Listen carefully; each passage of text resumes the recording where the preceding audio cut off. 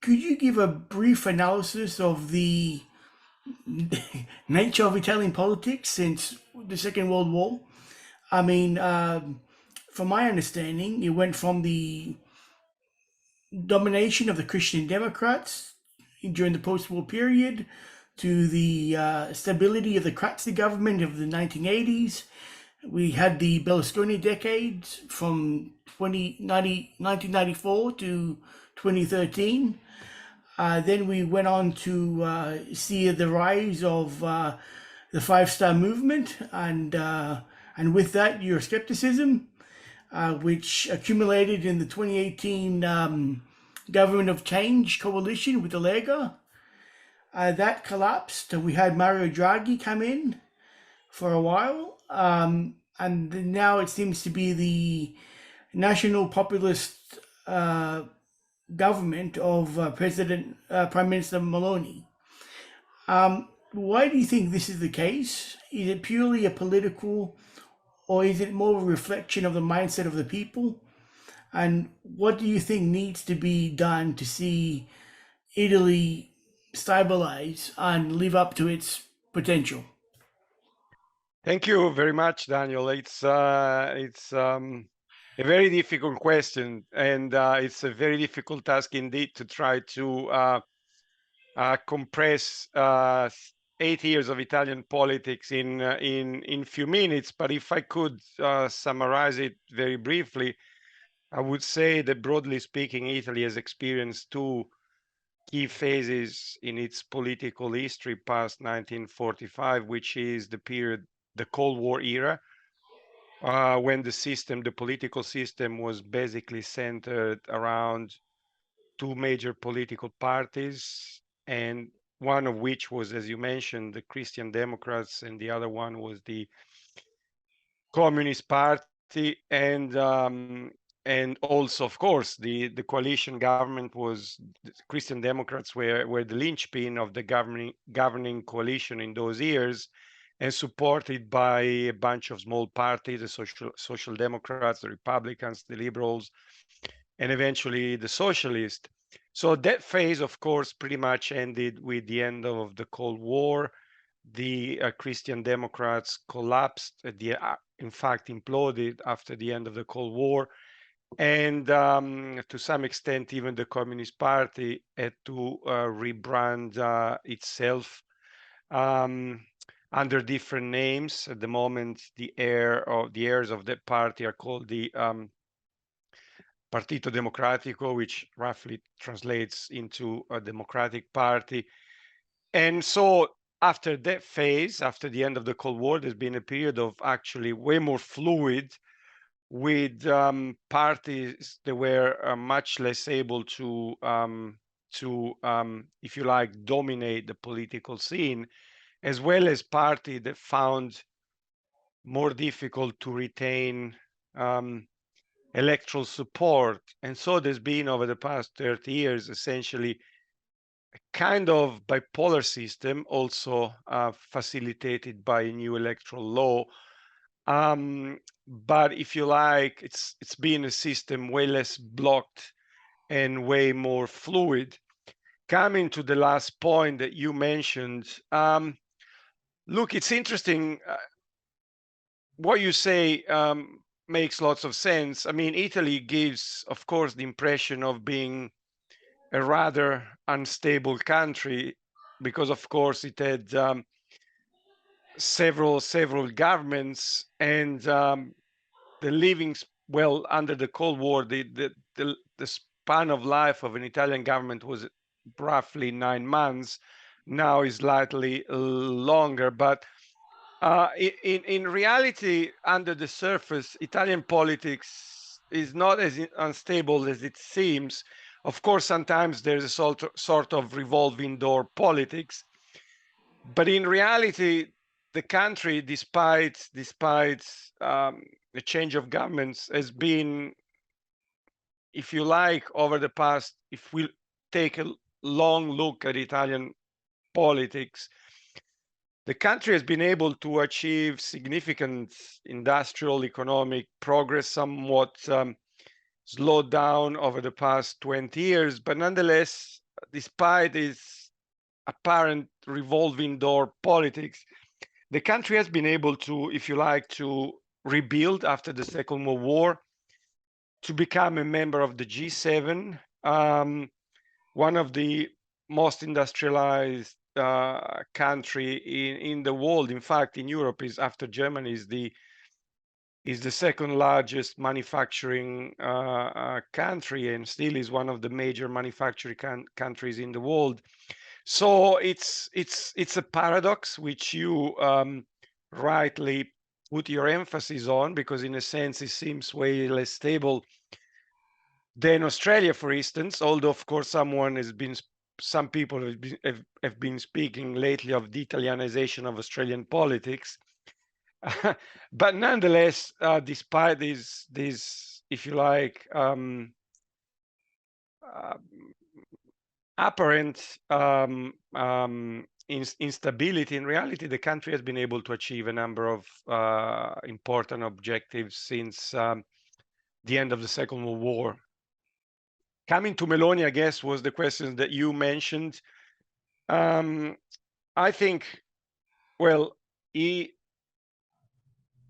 I were to base my judgment of what I've been hearing in the Australian press, and particularly on the ABC, that essentially in Italy now is a neo-fascist prime minister, and that's, of course, from my point of view, it's an absurdity, as it's almost tantamount to saying that until 2018 we had, for instance, with Renzi and then with Letta, we had a post-communist prime minister, and of course no one really blinked their eye and just was taken, just as normal fact of life. Yes, of course, the part of politics had its roots in a party which was Marxist and Leninist, and I think the same should apply to the current prime minister. Of course, her current party, Brothers of Italy, its roots are indeed well, it's the era of so-called Movimento Sociale Italiano, which is Italian social movement, which was indeed a neo-fascist party. But to be fair on Meloni, she's rejected fascism a long time ago, and I don't think there's any risk whatsoever of a return of fascism in Italy. So I think this question has been overblown.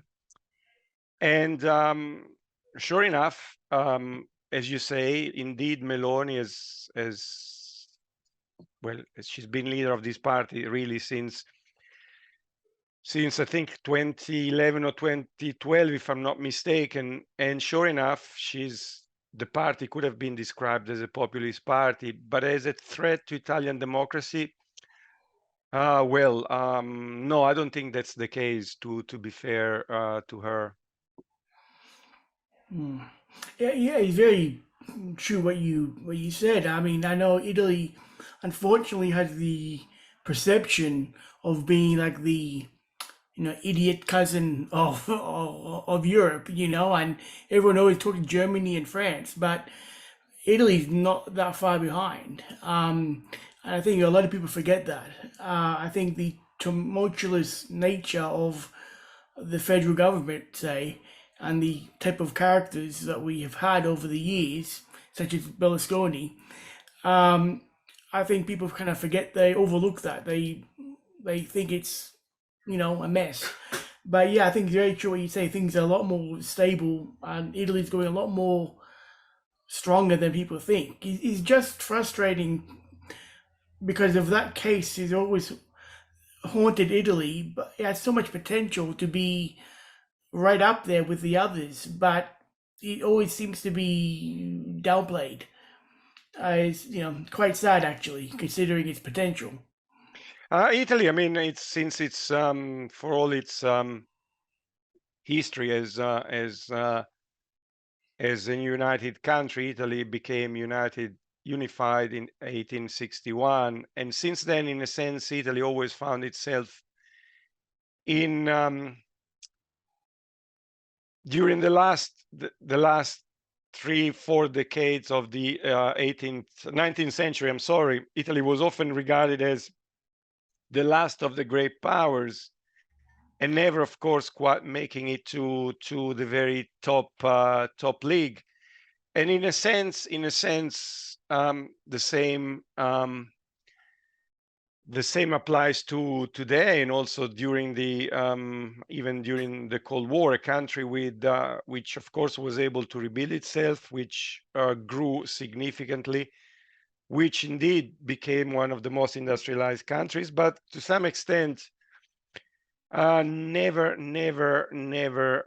quite matching the capabilities and the capacities of other European states. For instance, you mentioned Germany, France, and England, which with a longer tradition, I'm sorry, of a unitary state, if you like, with a longer tradition of as a united country.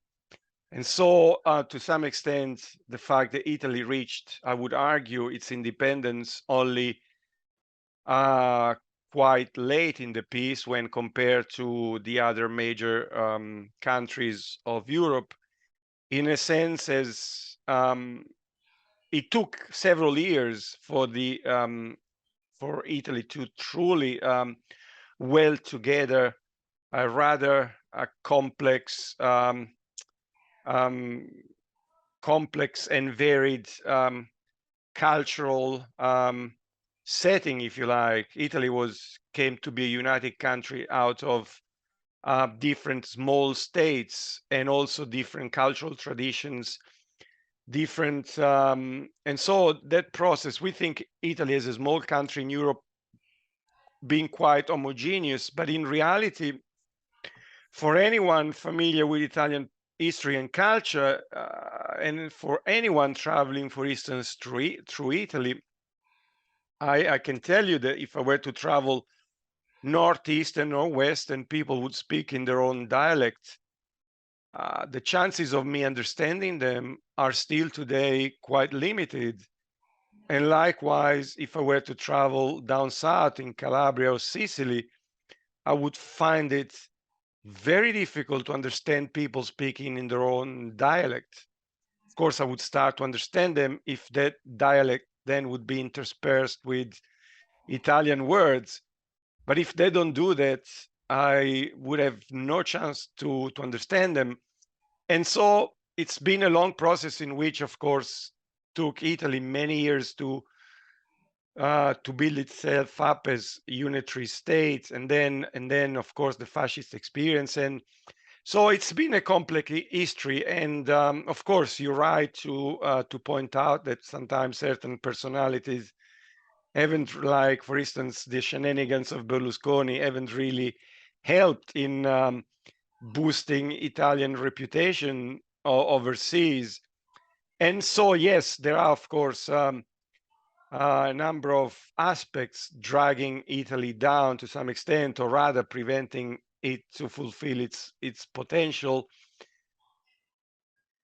But well, that's that's the reality of it, I guess.